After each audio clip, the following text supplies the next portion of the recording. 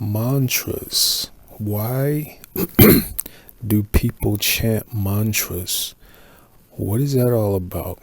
Well, I know if you are coming from certain religious backgrounds, then the second I say mantra, you are supposed to turn me off and run the other way. Put me on the dark side of your mind, right? In the trash, that's just what we learn, in these religions, right? Again, I spoke before about agenda, people having agendas against people being awakened, but what's important to understand about mantra, right?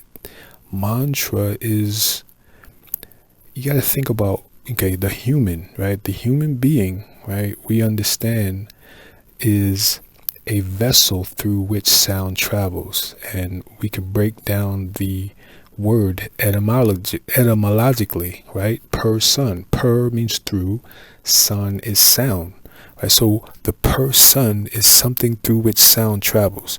Thank you, Shekum Shekum.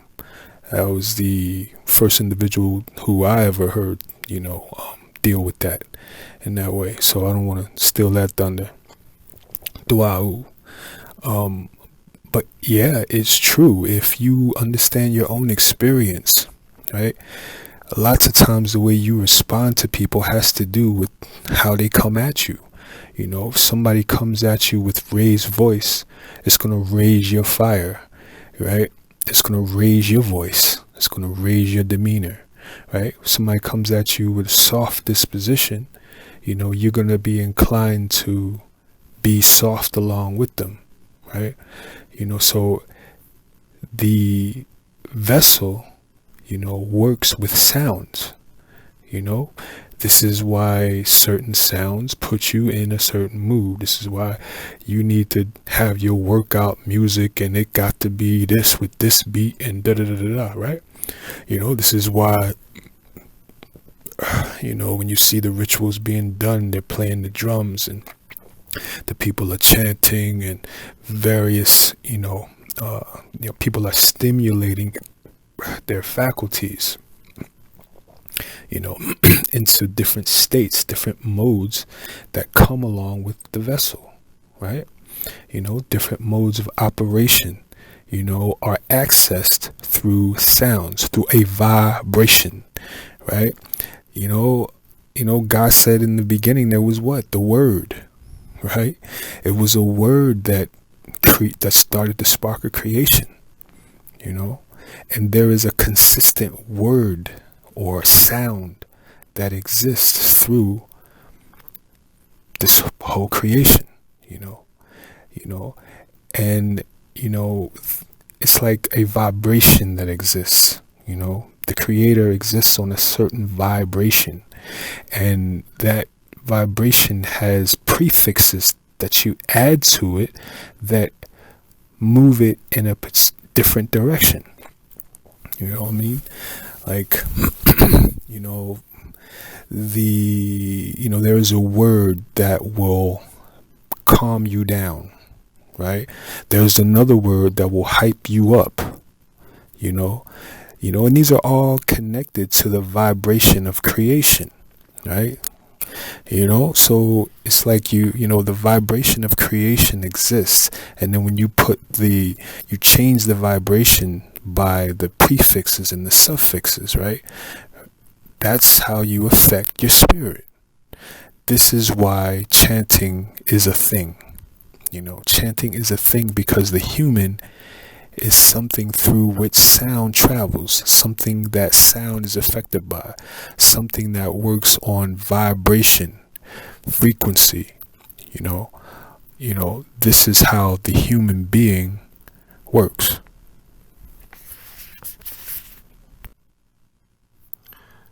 If mantras mean nothing and are actually useless, just time wasting and sacrilege and things like this that many people from the popular religions refer to it as, then why do you say when you're trying to get it together.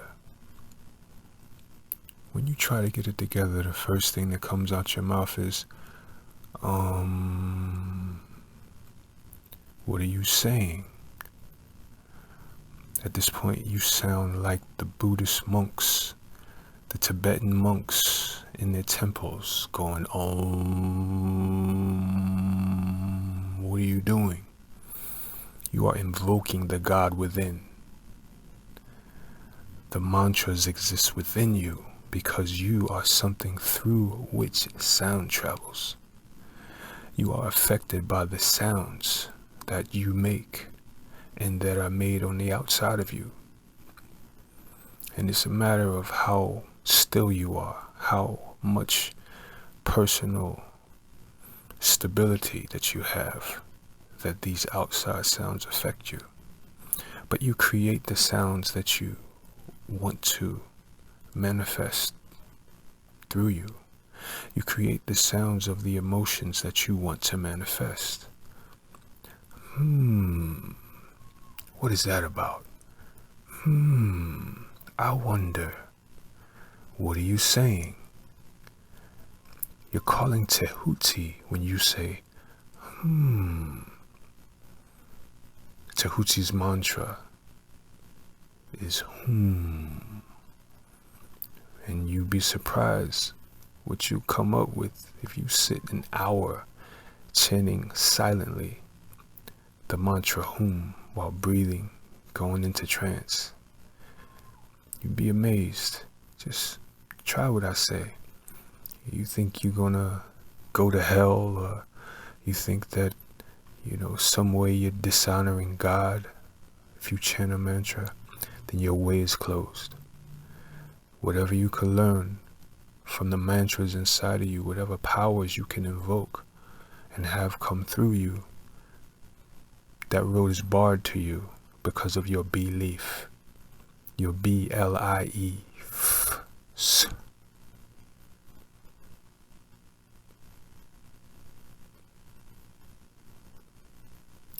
A boxer, MMA fighter, you would do well to sit with the mantra. Sit with that mantra before you fight. See what comes out of you. See what you invoke. You sit with that mantra. This is not something you have to think about. It's something that you just invoke. Okay, these mantras work on your subconscious level. Underneath what it is that you're trying to do or thinking about. Okay, they're independent of that. These are the powers that make up you. These are the spheres within you. This is the tree of life within you.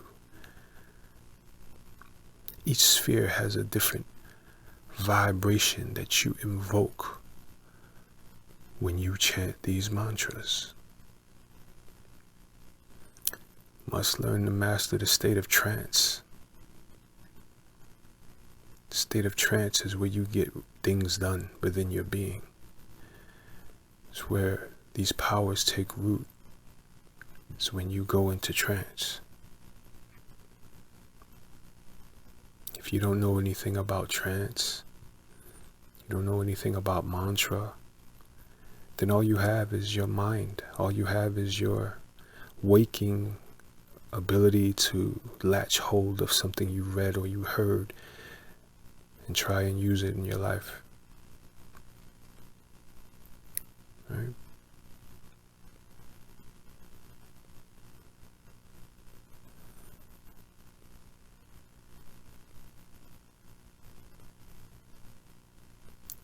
Don't be a victim of belief systems. There's something about responsibility that you have to do with life. Responsibility for the knowledge that you get. That's your responsibility. So you're responsible for what you believe and for what you don't. So if your nose is up in the air and all you can do is latch hold to the memory that your mama, your daddy gave you about life, then you'll fail. You'll fail to achieve the wisdom that you need in this life.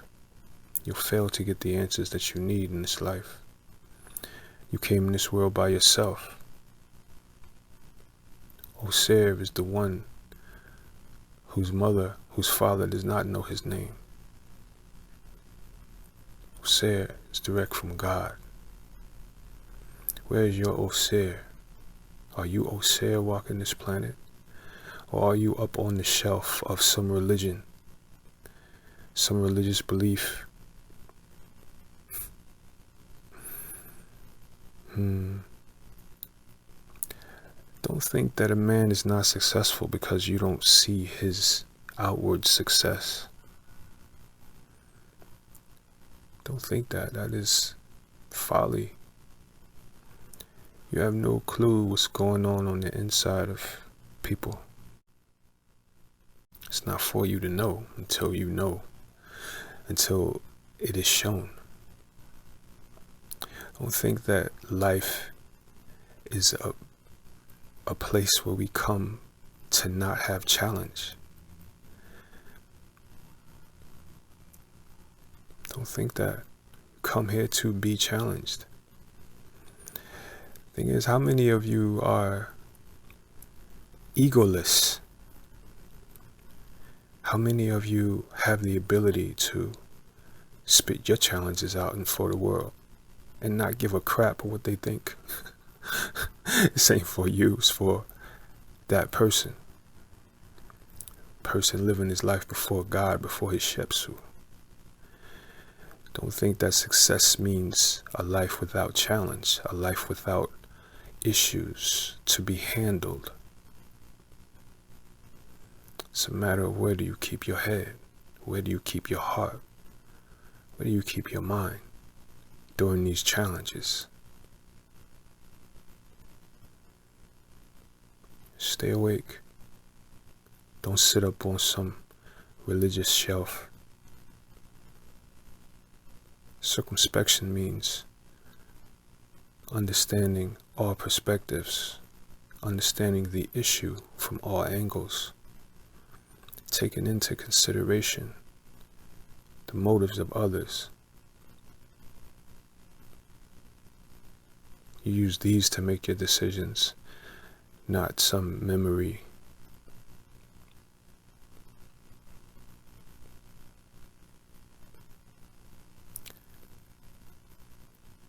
Go to the oldest religions, the oldest systems of spirituality for the truth. As time goes on, the word always changes. The closer you get to the truth, somewhere towards the beginning,